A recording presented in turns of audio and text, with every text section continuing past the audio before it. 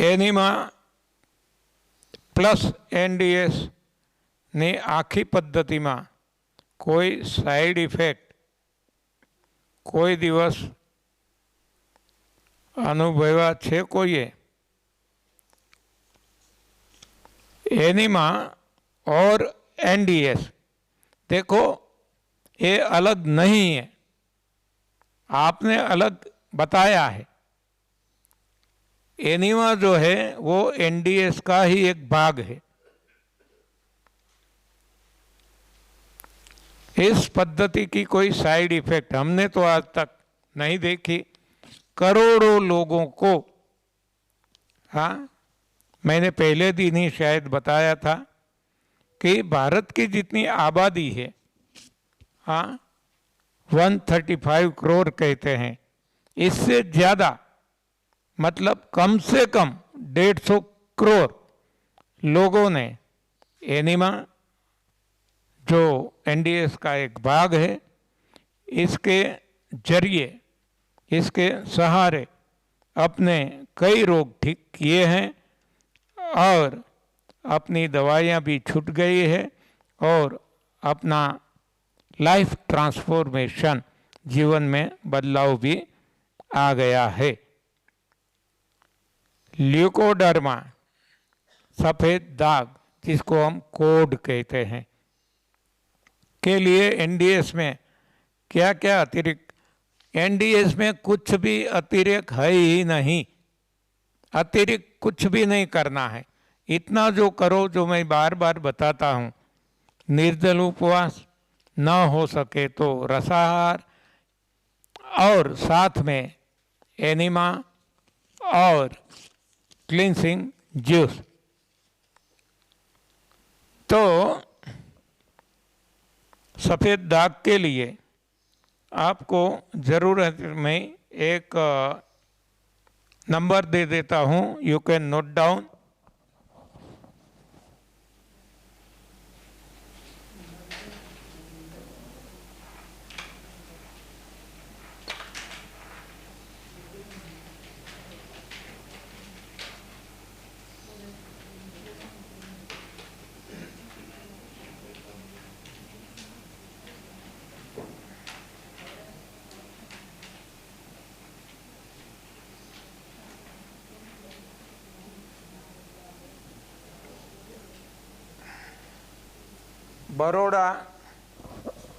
बरोड़ा दर्शना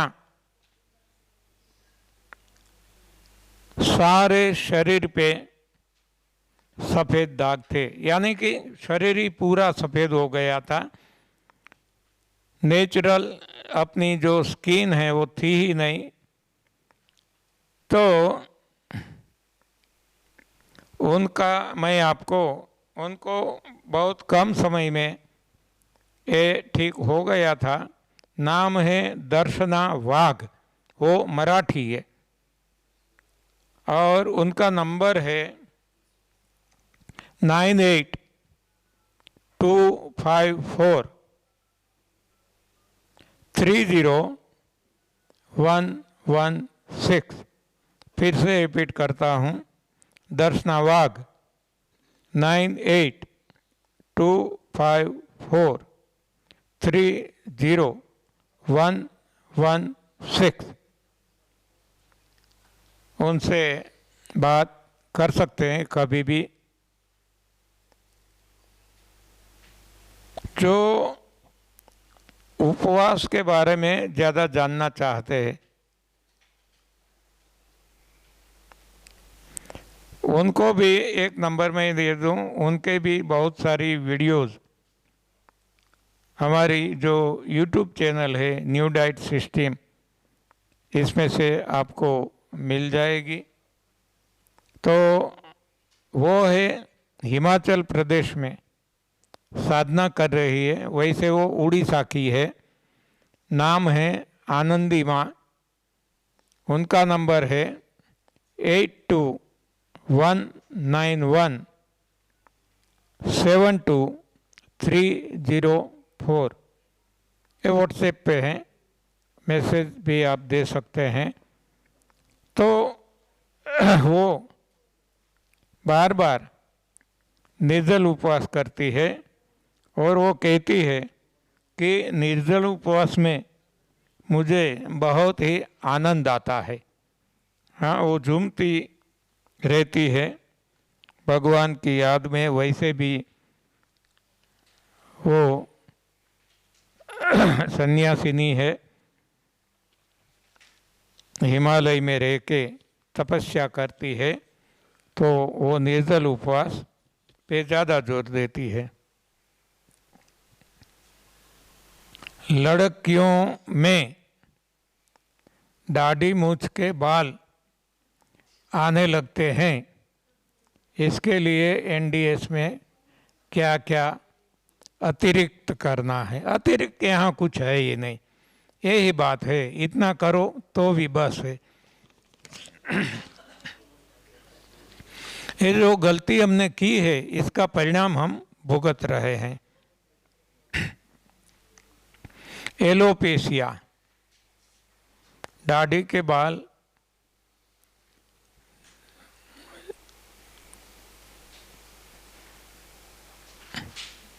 जगह जगह से उड़ जाते हैं, इसके लिए एनडीएस में क्या क्या अतिरिक्त करना है? अतिरिक्त कुछ भी नहीं है।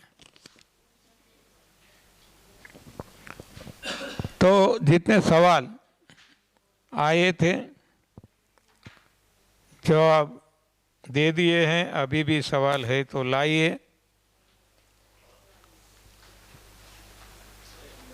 नहीं तो हमारी यात्रा हम आगे बढ़ाते हैं।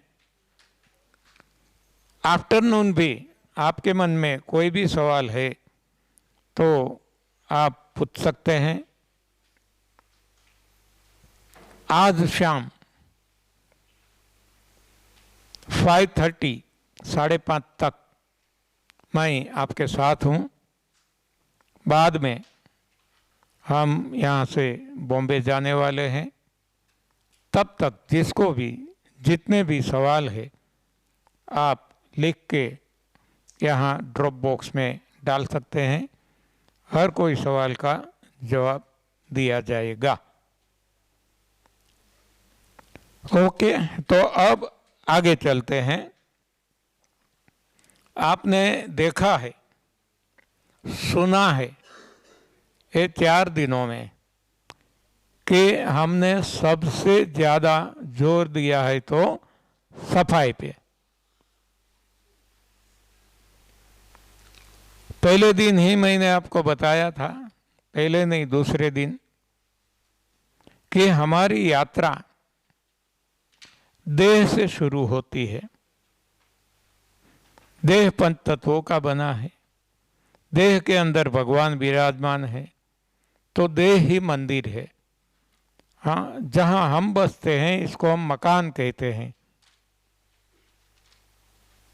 लेकिन जहाँ भगवान बसते हैं इसको हम मंदिर, मस्जिद, गुरुद्वारा, चर्च कहते हैं। तो ये हमारा देह है, वो मंदिर है। हम हर कोई मंदिर, चाहे हिंदू का हो, मुस्लिम का हो, क्रिश्चियन का हो, सिखों का हो, किसी का भी, कितना साफ सुथरा रखते हैं। जबकि जहाँ रियल में भगवान है, ये भगवान है तो हम बोलते हैं, सुनते हैं, सारी क्रियाएं करते हैं, और भगवान खुद कहते हैं अहम वैश्वानरो भूत्वा प्राणी नाम देहम आश्रिता। तो ऐसे मंदिर को हम साफ सुथरा तो नहीं रखते, लेकिन गलत भोजन अंदर डाल के हमारे ये देह रूपी मंदिर को हम ज़्यादा गंदा करते रहते हैं, और इसका दंड है रोग। तो ये नाना प्रकार के रोग के हम शिकार बन जाते हैं। तो जहाँ भगवान रहते हैं इसको तो साफ सुथरा रखना चाहिए, तो ये हमारा देह, इसको साफ सुथरा रखना है।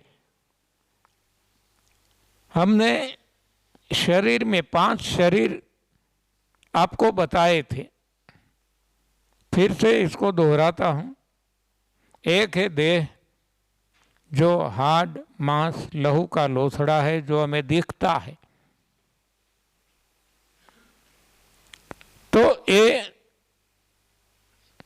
देह, इसमें गंदगी कहाँ से आई? मुंह से, गलत आहार से। और इसको कैसे साफ किया जाए, इस पे हमने 4 दिन तक चर्चा की। अब बारी है और 4 शरीरों की। वो शरीर कौन से हैं? देह के बाद है इंद्रियां,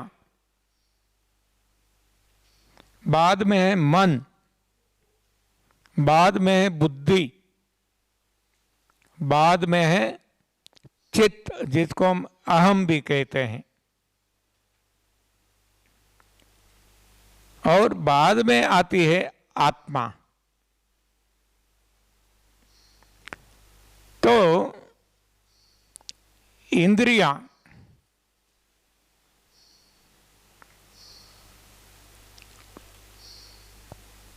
इसकी अशुद्धि क्या है और इस अशुद्धि से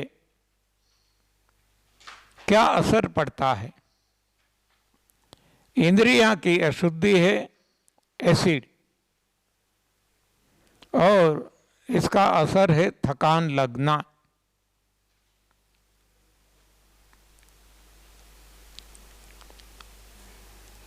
हड्डियां सख्त हो जाना,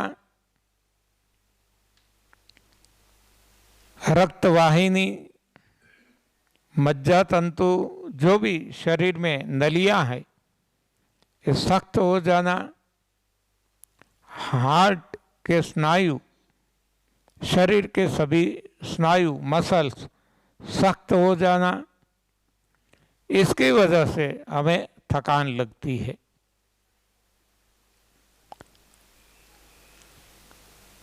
ये पता चल जाने से अब हमें क्या करना होगा? एसिड को हटाना होगा। एसिड को कैसे हटा सकते हैं? निर्जल उपवास से। देखो, निर्जल उपवास यहाँ भी काम आता है।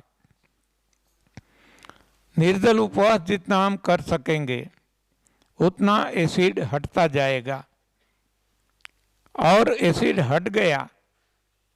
अब हमें क्या करना है? जैसे देह के बारे में हमने सोचा था कि देह से कूड़ा कचरा, अशुद्धियाँ हटाने के लिए हमें एनिमा लेना है, निर्जल उपवास करना है और रेचक रस पीना है। ये अशुद्धि दूर करने के लिए था, लेकिन फिर से अशुद्धि आ न पाए इसके लिए हमें सही भोजन खाना, ये हमने देखा। सही भोजन भी क्या है ये भी हमने देखा। तो अब इंद्रियां के बारे में। इंद्रियां एसिड से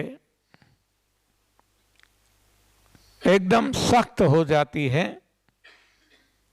तो हमें थकान लगती है।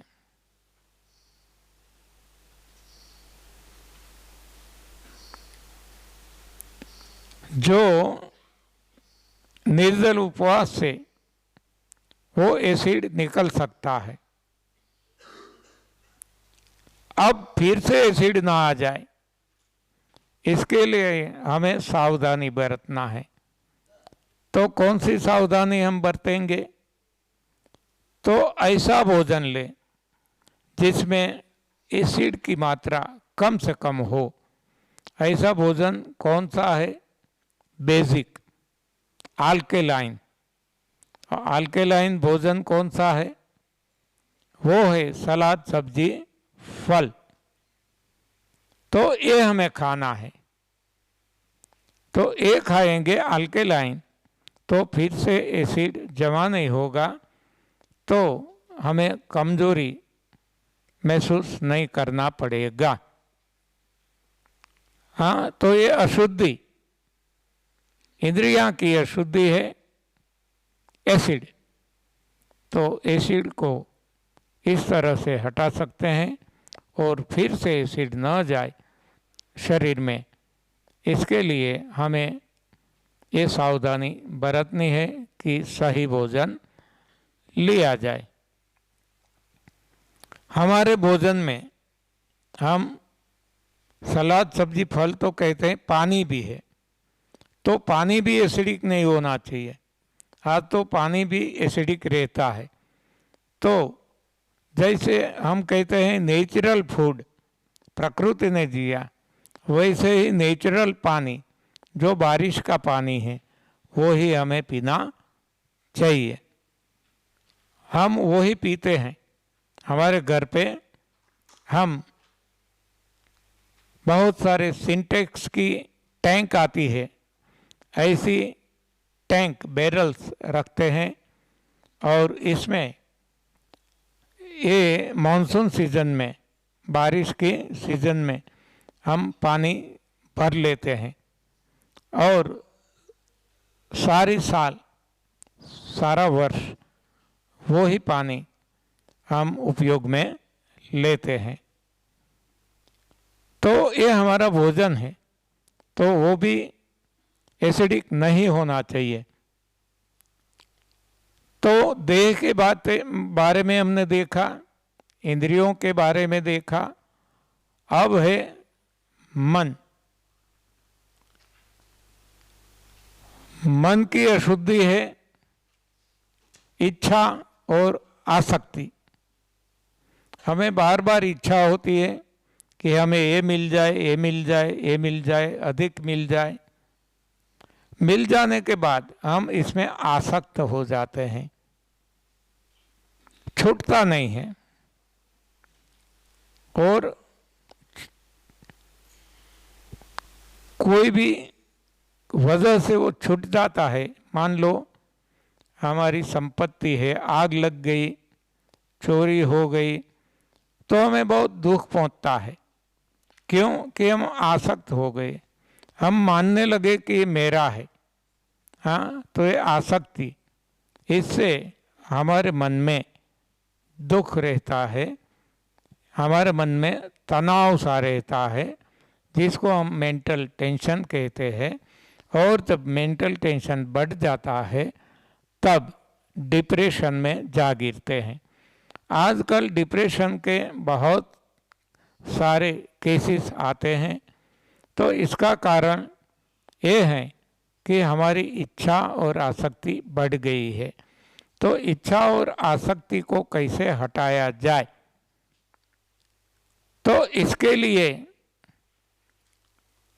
है देना, गिविंग, देना शुरू कर दे। हाँ, हम क्या करते हैं, लेना।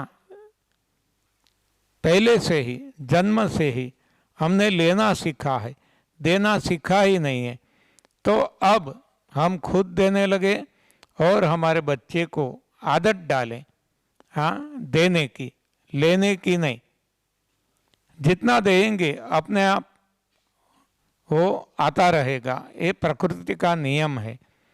तो इसकी हमें चिंता नहीं करनी है। कितना हम दे सकते हैं, इस पे ज़्यादा जोर देना है। तो देने से मिलता है, देने से इच्छा और आसक्ति खत्म हो जाती है। ये हमारा खुद का अनुभव है और कई लोगों का, करोड़ों लोगों का भी ये अनुभव है। आप भी ये अनुभव करके देख सकते हैं।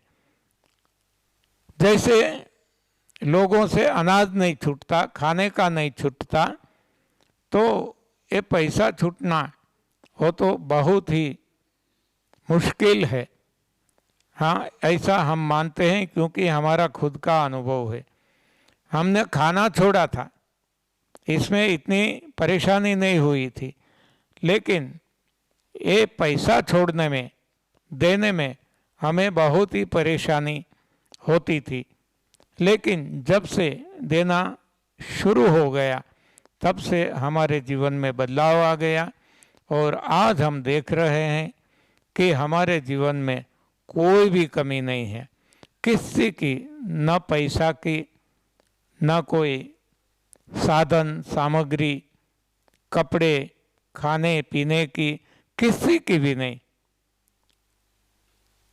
तो ये सब कुछ भगवान हमारी देखभाल करते हैं। हमें बस निरासक्त बनना है, आसक्ति हटानी है, और आसक्ति हटाने का रास्ता है देना। तो देना आसान नहीं है, ये हम जानते हैं। तो हम क्या करें? यहाँ से जाके, यहाँ से कल आप घर जाएंगे, पहला काम ये करना, अलमारी खोल दो और देखो 2 साल से कौन से कपड़े आपने नहीं पहने हैं। 2 साल से कौन से कपड़े नहीं पहने हैं। 2 साल या तो इससे अधिक समय से इतने सारे कपड़े हटा दो। हो सकता है मैरिज के समय के कपड़े भी मिलेंगे, हाँ, जो न कभी पहने हैं न कभी पहनने वाले हैं, फिर भी पड़े रखते हैं। तो या तो उपयोग करो या तो किसी को उपयोग करने के लिए दे दो। कोई भी सामान संग्रह करने के लिए नहीं है, कोई भी उपयोग करने के लिए। तो उपयोग करो या उपयोग करने के लिए किसी को दे दो। तो यहाँ से शुरुआत करो और धीरे धीरे आप देखो 2 साल क्या 1 साल पे आ जाएंगे। 1 साल में जो कपड़े आपने नहीं पहने हैं वो कब पहनेंगे, तो ये हटा दो। अब आपकी देने की क्षमता बढ़ती जाएगी। जैसे खाना छोड़ते हैं तो उपवास की क्षमता बढ़ती जाती है, यहाँ आपकी देने की क्षमता बढ़ती जाएगी। जो दशांश बताया गया है धर्मों में, शास्त्रों में, दशांश टाइथिंग, दसबंध बताया गया है। ये हम नहीं दे सकते हैं तो कोई बात नहीं, 10वां हिस्सा देना है। नहीं दे सकते हैं तो 1% से तो शुरू करें, और इस तरह से 2%, 3%, 4% ये बढ़ता जाएगा। हमारी हिम्मत बढ़ती जाएगी, क्योंकि इससे हमें मानसिक शांति मिलेगी। ये हम खुद एहसास कर सकेंगे। जो जिसके आगे करोड़ों रुपया की भी कोई कीमत नहीं है, मानसिक शांति जिसको नहीं है, हाँ, उसको ही ये मालूम होगा कि मानसिक शांति की अगत्यता क्या है, महत्व क्या है। तो इस तरह आप देने लगेंगे तो दशांश भी देने लगेंगे।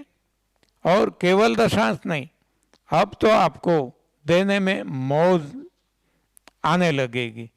तो आप दशांश से भी ज़्यादा देने लगेंगे, और एक समय ऐसा आ जाएगा कि आप दशांश ही आपके लिए उपयोग करेंगे और 90% आप प्रभु सेवा में लगा देंगे। तब आपके पास जो गहने हैं, सोना है, चांदी है, अब आप आसानी से वो निकाल सकेंगे, हाँ, क्योंकि कोई आसक्ति नहीं रहती। और आपको पूर्ण भरोसा है कि आपको जब भी जिसकी भी आवश्यकता है प्रभु आपको दे देंगे।